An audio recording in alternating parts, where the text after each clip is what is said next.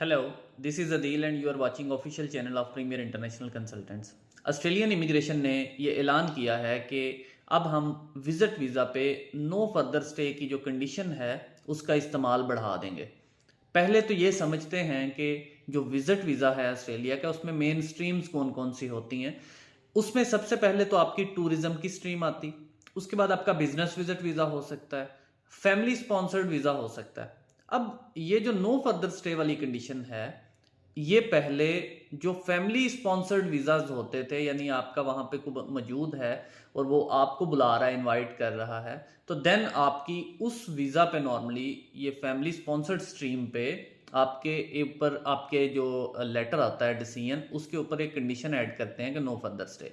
आपको भी पता है कि जब हम विजिट वीज़ा अप्लाई करते हैं तो कुछ कंडीशन वो लग के आती हैं, जिसमें आपकी स्टडीज़ का होता है कि आप 3 मंथ से ज़्यादा वाला कोई कोर्स चूज़ नहीं कर सकते। इसके साथ साथ जो है कोई अदर देन एक्टिविटी नहीं कर सकते। यानी अगर आप बिजनेस एक्सप्लोरेशन पे हैं तो उसके हिसाब से आप मीटिंग्स को देख सकते हैं, सेमिनार में जा सकते हैं, इस तरह की जो रिलेटेड एक्टिविटीज़ हैं। टूरिज्म पे हैं तो आप टूरिज्म कर सकते हैं। नो वर्क अलाउड होता है, यानी आप वहाँ पे कोई पेड वर्क नहीं कर सकते।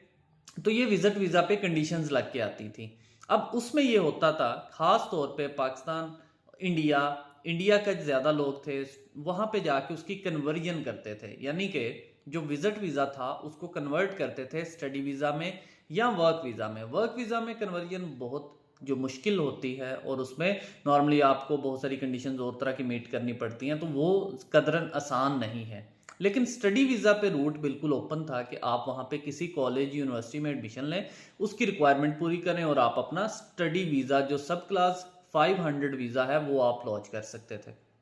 अब इस कंडीशन के साथ होता क्या है कि नॉर्मली जो इस कंडीशन के साथ आप जाते हैं तो आपको वहां पे कन्वर्जन नहीं मिलती, यानी आप कोई और वीज़ा फाइल नहीं कर सकते अगर आपके ऊपर ये कंडीशन लगी हुई है। तो इस पे लोग करते क्या थे कि पहले या तो वहां से किसी इमिग्रेशन कंसल्टेंट की सर्विसेज लेके इस कंडीशन को रिमूव करवाते थे, जो कि बहुत मुश्किल काम था, या फिर वो वापस आ जाते थे और फिर दूसरा को स्ट्रीम को यूज करते थे।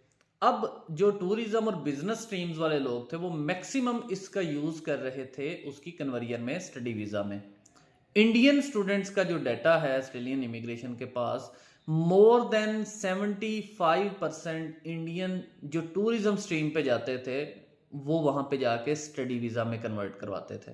अब जो स्टडी वीज़ा था वो कदरन आसान था, ये न्यू चेंजिंग्स आने से पहले, यानी जीएसटी आ गया, इंटरव्यूज़ आने शुरू हो गए, मोर सिक्योरिटी के ऑप्शंस आ गए हैं अब। तो उससे पहले आसान था, मिल जाता था, या कोई इक्का दुक्का केसेस रिफ्यूज़ होते थे। तो अब वो वाला जो चक्कर है वो थोड़ा सा इन्होंने ख़त्म कर दिया और अंदिया ये दिया है कि हम लोग अब नेक्स्ट जो टूरिज़्म बिजनेस उस पर भी आएगा तो उस पर भी नो फर्दर स्टे ऐड कर सकते हैं। तो अगर नो फर्दर स्टे होगी तो इट्स मीन्स कि आप वहाँ पे वीज़ा कन्वर्ट नहीं कर सकते। आपने अगर कन्वर्ट करना है, स्टडी वीज़ा में जाना है, तो आपको पहले अपने वतन वापस आना है, वहाँ से आपने उस क्लास का वीज़ा फाइल करना है, सब क्लास 500 जो स्टूडेंट है, अगर आप वाकई पढ़ना चाहते हैं। यानी वो कह रहे हैं कि भाई तुसी एडे ही पढ़न वाले हो तो अपने वतन वापस जाओ, उतो जाके स्टडी वीज़ा पा लो, ठीक हो गया। तो ये असल में जो चीज़ है, ये कंडीशन के साथ आपके लिए बड़ी मुश्किलात आएंगी।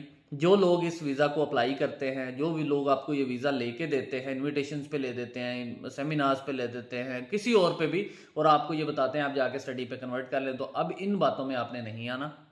आपका वीज़ा वहाँ पे जाके कन्वर्ट नहीं होगा। ये सिंपल ऐसी है, यहाँ पे आप अपने पैसे वेस्ट कर लेंगे और वो आप सिर्फ वहाँ पे जाके 3 मंथ स्टे से जो है वो उसका फर्दर आप स्टे नहीं डाल सकते वहाँ पे।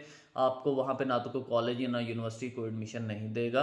तो बताने का मकसद, आपको इन्फॉर्म करने का मकसद यही है कि अगर इस तरह की को आपके जहन में बात है, आपका एजेंट आपको बता रहा है या आप खुद भी सोच रहे हैं कि मैं वहाँ पे जाके ये कर लूँगा, तो अब इस वीज़ा के साथ आपके पास ये ऑप्शन नहीं आएगी, अनलेस कि आपका जो डिसीजन लेटर है उसके ऊपर ये कंडीशन ना हो। यानी इसमें ये नहीं है कि 100% वो दे रहे हैं, वो कह रहे हैं इंक्रीज कर रहे हैं।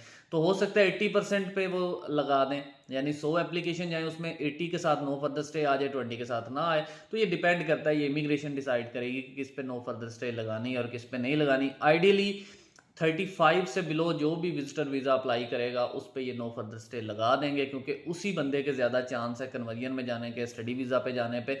और अगर वहाँ पे कोई बंदा स्टडी वीज़ा में अब कन्वर्जन करता है तो उसके लिए भी अब नई सरदर्द है, नई चीज़ें हैं, नई रिक्वायरमेंट्स हैं, सिक्योरिटी और आ गई है। तो उस पर भी हम एक वीडियो सेपरेट से बनाएंगे कि वहाँ पे कन्वर्जन या वहाँ पे जो लोग स्टडी वीज़ा जो है वो दोबारा फाइल करते हैं, किसी एक पे वीज़ा पे गए हैं तो उसके बाद नेक्स्ट पे करते हैं, तो वो किस तरह से करेंगे उसको, उस पर हम सेपरेट से भी वीडियो बना देंगे। अभी ये नो फर्दर स्टे और विजिट वीज़ा की कहानी आपको बता दी है। आपके हाथ में आपकी चीज़, अगर आपने जाना है तो आपने इन चीज़ों को जहन में रख के जाना है। वीज़ा अप्लाई करना है तो इनको सोच समझ के अप्लाई करना है, ताकि आपके पैसे भी ना ज़ाया हों और आपका जो पर्पज़ है वो भी फुलफ़िल हो जाए। Thank you so much.